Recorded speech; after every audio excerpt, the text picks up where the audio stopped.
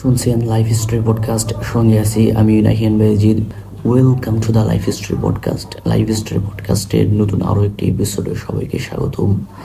আজকের এপিসোডে থাকছে নবীজির যুগে নবীজির দেশ সাল্লাল্লাহু আলাইহি ওয়াসাল্লাম, এই ব্যাপারে কিছু মুজাকারা। চলুন শুরু করা যাক। নবীজির যুগে নবীজির দেশ সাল্লাল্লাহু আলাইহি ওয়াসাল্লাম। তোমরা কি কল্পনা করতে পারো নবীজির যুগে কেমন ছিল মানুষের জীবন, কেমন ছিল মদিনা শহর?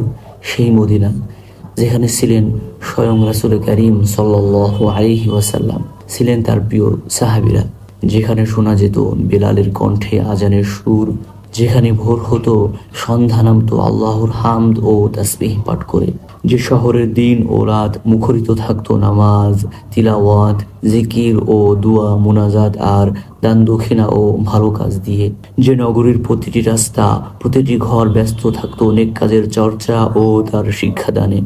কত সুন্দর, কত পবিত্র ছিল সেই শহর, কত সুখ আর শান্তিতে ভরপুর ছিল সে শহরের বাসিন্দাদের মন।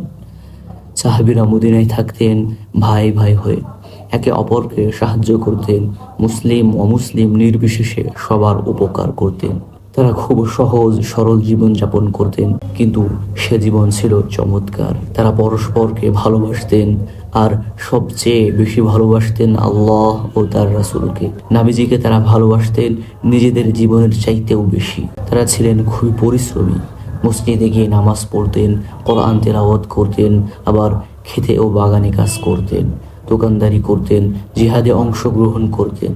তারা প্রতিদিন নবী করিম সাল্লাল্লাহু আলাইহি ওয়াসাল্লামের কাছ থেকে নতুন নতুন জিনিস শিখতেন। নবীজি যখন যা বলতেন তা ভালোভাবে মনে রাখতেন, সে অনুযায়ী সব কাজ করতেন। বড়দের মতো ছোটরাও ছিল নেক কাজে অগ্রগামী।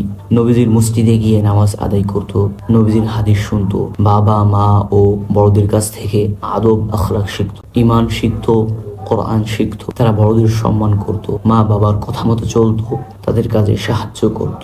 বন্ধুরা, এসো আমরা সাহাবীদের মতো হওয়ার চেষ্টা করি। এসো আমরা আল্লাহকে ভালোবাসি এবং নবী করিম সাল্লাল্লাহু আলাইহি ওয়াসাল্লামের সুন্নাহ ও আদর্শ অনুসরণ করি। তাহলে আমাদের জীবনও হবে সুন্দর, আমাদের সমাজও হবে সুন্দর। শুনছিলেন লাইফ হিস্ট্রি পডকাস্ট। আমি নাহিয়ান বাইজিদ বলছি, বিদায়।